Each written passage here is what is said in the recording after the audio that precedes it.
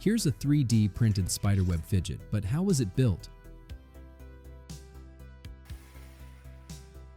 Here's the web, which can be filled with different spooky creatures. Let's push in the little spider. When you slide the web back and forth, it gives this funny effect. It's like the spider is moving inside the web. Let's pick it up and see how this is built.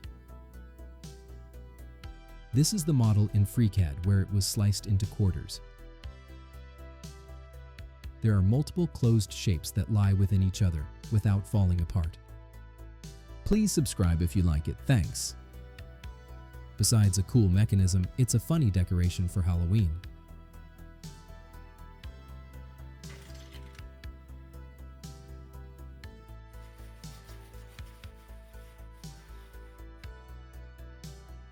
You might also want to check out my 3D design channel.